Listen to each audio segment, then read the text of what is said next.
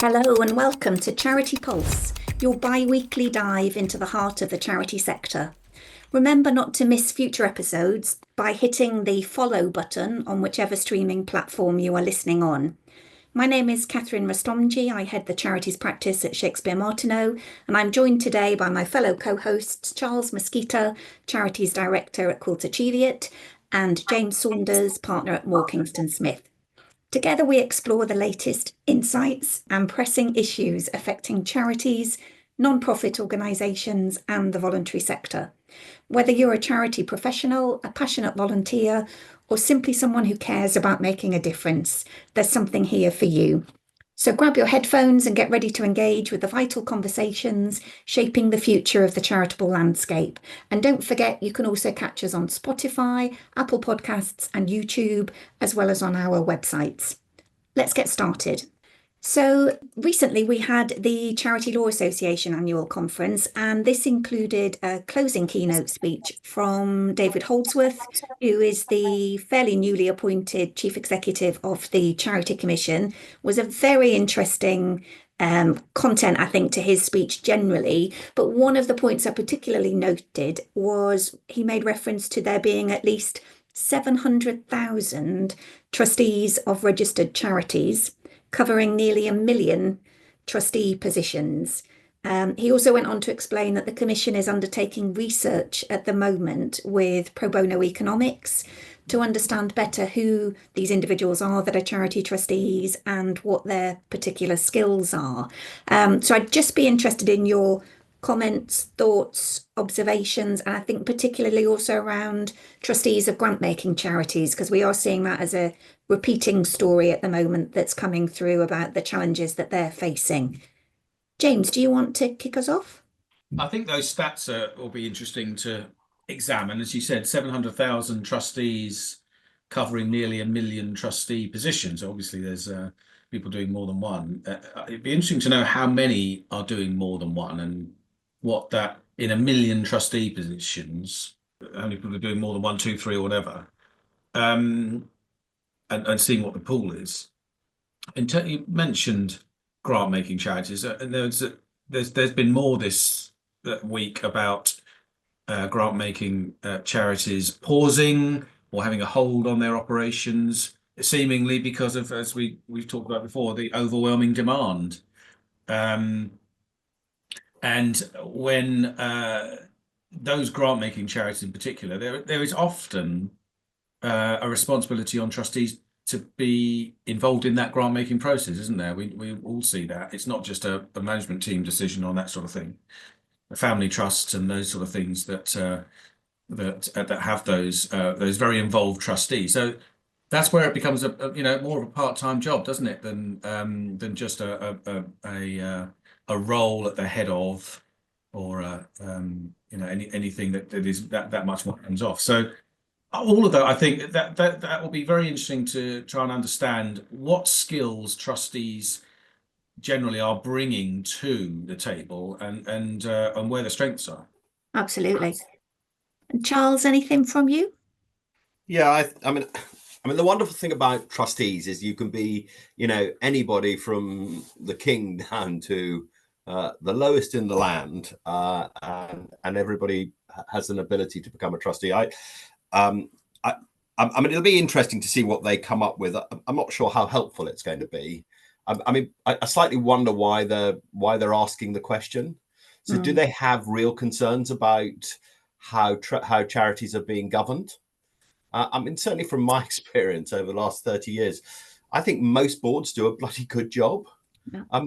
The bit that I found most interesting in his speech was this concern about people not reading their guidance. And I think he came up with a figure of only around 26%. Well, does that really surprise you? I'm sorry, when I become a trustee of a charity, I don't go, ooh, wow, I can go and read Charity Commission guidance and become all excited about the various issues. I think people will use that guidance when there's an issue. But I think fundamentally they're just applying common sense and getting on with it, focusing on actually their beneficiaries and the purpose of the charity was set up for. So I slightly struggle with the I don't know quite where they're coming from and why, other than if they have engagement with charity trustees. I've noticed, actually, coming in from our chief executives, we've had a number of letters from the Charity Commission telling the chief executive to circulate to the wider trustee board, which I've never seen before, which I think is not necessarily a bad thing, because that will get people to read it. But, you know, is there a fundamental problem? Because, I mean, you could spend, the next thing will be, we'll all have to do CPD, won't it? Continuous professional development as a volunteer. You know, you talk about the number of trustees. I mean, I have to say I'm probably a bit excessive with 3, but I was working it out the other day of how many hours I actually spend per year. And it's a lot. It slightly surprised me, because, you know, it isn't just 4 meetings a year for trusteeships. It's the preparation of those. It's the subcommittees and everything else. And then it's all the other stuff. So, yeah, I think it'll be interesting to see what they come out with and what Pro Bono comes out with. Charles, you're also talking there about you know, your model of trustees, 4 meetings a year and the preparation. But there are a lot of charities where the trustees are far more hands-on. You know, they don't have employees and management teams, and, you know, many very very effective small charities which are trustee-led and trustee-run. And that, you know, the hours that must go into those, I mean, I've sat on a couple of them. The hours that go in, as I described earlier, you know, a part-time job easily, in the absence of staff. And we should applaud and celebrate them for doing it. I mean, I do remember my first trusteeship was our local village hall. We didn't have any employees, so, you know, once a month as the trustees, we used to turn up, you know, on a Saturday morning and go and sort of do the general maintenance and gardening and stuff that needed to be done around it. It was good fun. It was a community activity. But you're right. And there is a balance as well. I mean, the latter part of the speech talks about what the Charity Commission are going to do, and you know, we've started, as you described, we've started to update our guidance. That's not the priority. It really isn't. The guidance is fine as it is, and if that's going to be the main focus straight away and take up time, the focus is wrong. I know you said, Charles, CPD is not, you know, that's not what you want for trustees, but some training would be useful, and access to training and training resources would be really useful. At the moment, it's done by the support sector, i.e., lawyers, accountants. You know, we do our trustee training sessions, but they're not formal. They're not structured or anything like that. So I honestly think there's in the second half there are far more subjects that should be covered with more effort than updating the guidance. I wouldn't be a fan of the Charity Commission delivering training. No, I'm not saying they should deliver it, but I think they should find a better way of delivering training than relying on the likes of us to do it. I think there is plenty of opportunity out there for trustees to sort of further their knowledge and education around the responsibilities, as you say, coming from solicitors, accountants, investment managers, and also the umbrella bodies. I mean, they do. Yeah, I agree. Yes, they do. Yeah, but I actually think always, it's very unstructured. If there was one thing I would do if I was the commission, I would. They did some very good short videos, and I would do more of those, because I actually think the way that people are absorbing information is different, rather than thinking about, you know, what was it, the one we had, was it CC27 or the decision one making, where and instead of taking 25 minutes, it only takes 12 minutes to read. I mean, great that they've simplified the English and made it easier for people to understand. I think absolutely fantastic. But, you know, I just look at my children. They don't read books these days. I'm slightly horrified by that. But they absorb their information in a completely different way. And I think the Commission, if it wants to do one thing, it probably needs to respond in that way and just modernise the way it delivers its guidance. Agreed.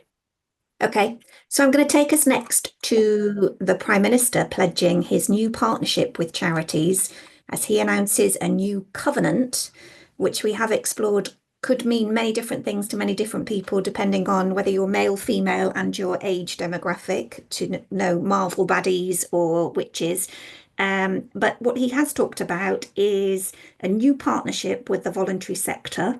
The language, you know, very positive, I thought, or perhaps too much. the covenant would unlock the dynamism, innovation, and trusted reach of civil society. But they have already said previously that there wouldn't be any extra funding for charities. So I would just welcome your thoughts. I've seen a lot of press this morning from the umbrella bodies that were at the meeting. Clearly, we weren't, about how positive it was, looking to the future, what's coming next. But I did wonder, have we been here before with another initiative in previous years, and would this actually make much of a difference? Charles, do you want to go first? Yeah, I mean, I have to say, I did. My mind went back to the Blair Brown days when we had the compact, and I was trying to think about out of that compact where there was quite a lot of money spent, what actually are the lasting results of it. And I have to say, I couldn't remember one single thing. I don't want to be negative about this, because I think it's great that that the Prime Minister has stood up. I think having a reset of the relationship between government and charities, I think there are some really simple things that they could do, like no VAT on shared services, which wouldn't cost the government anything because people aren't sharing. So that would just allow charities to be more efficient.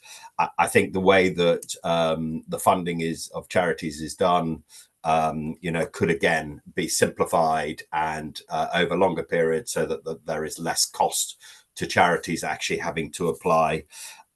I think the one thing that they should reiterate time and time again is that charities shouldn't really be pointing out the problems. It needs to come forward with solutions, and really positive solutions, and focus on those, and not look to government to provide those solutions. There isn't going to be any more money. And the final thing, which is I suppose a bugbear of mine for years, and I think that we do need to define of what is the responsibility of the state and what falls outside that, because until we have that clarity, it makes it really difficult. But I can't see any government or any politician wanting to change that status quo. James? Yeah. I would still go back to Charles's point. It's going to depend on the money, isn't it? It really is. And you can be as positive as you want about it. And yes, the umbrella groups have been involved and seem to have been very positive about it generally. But it will depend on the money. Again, going back to my point about the grant making charities earlier, I've been talking to a couple recently, a couple of clients, and they are overwhelmed with applications. And that's, a big reason is that there just simply isn't enough money coming out of government at the moment. And what money is coming out is quite difficult to get hold of. We've talked about the application processes, and so it's not. It's more money. It's a more streamlined, a fairer way of getting it to the right people, because people in the organisations in the charity sector do know what they're doing. They do what they do very well. They just need the funds to be able to do it on a bigger scale, and with a fairer reward, rather than either going into reserves or looking for outside of government funding. Interesting. And there was another article this week, James, that said that was one aspect of it, but one of the topics said 1 in 3 respondents were worried that budget constraints on their services could lead to brand damage. I wasn't quite sure of the connection there, but the headline was 2/3 of charity investment chiefs concerned about potential reputational and brand damage. And again, your thoughts on that? Do you think that's coming from the financial constraints? Yeah, and similarly, more stats around 9 in 10 charities facing increased demand. Voluntary organisations say they're looking to, needing to reduce sizes of workforce and reduce overhead. So it is, it's easy for me to say with a finance hat on, but it is to do with the finances. It is tight out there. Certainly, no one's flush with money. As I said, it's either reserves or new sources or different sources of funding. There is positive support out there, but it is from philanthropists, it's from social entrepreneurs, it's from different organisations who I think recognise that there is a shortfall in funding, in traditional sources of funding for the sector, but want to get in. But of course, it means charities have got to pivot how they deal with these organisations and change their tactics and their approach, and get their strategy and get their efforts across in a different way. And there was one statement that said the rise of social media is making it more difficult for organisations to answer criticism. But Charles, I know we've talked about not necessarily social media, but how charities can get in front of a story rather than always being on the back foot. So I did wonder again whether you might agree with some of these comments or not. Yeah, no, I think I wonder whether this is around the core cost funding, and because if you remember, it wasn't that long ago that we've had a whole lot of charities stating that the cost of delivering services is not rising in line with inflation, and then on the other side, they've seen government obviously settle wages with a number of areas of key workers. So there is this fundamental problem, and I think this also goes to the nub about charities have been subsidizing the state in the respect is that they have found the money to not stop delivering the services even if money has reduced, and so you've ended up with charities actually having to put in their own money to fund the services, and I think we've probably just got to breaking point. And I don't know, but I assume that the reputational damage is if they have to withdraw that, of course, is the charity's going to get blamed, not government, for not funding them properly. And the narrative, of course, and then you've got that issue, haven't you, about central government to local government to charities, and then there's so where's the blame going to lie? So, I think if any of that can be cleared up, but again, I wonder whether actually government will want to clear that up, because if it does, it then has to start taking responsibility for some cuts in services and admitting that they can't deliver it.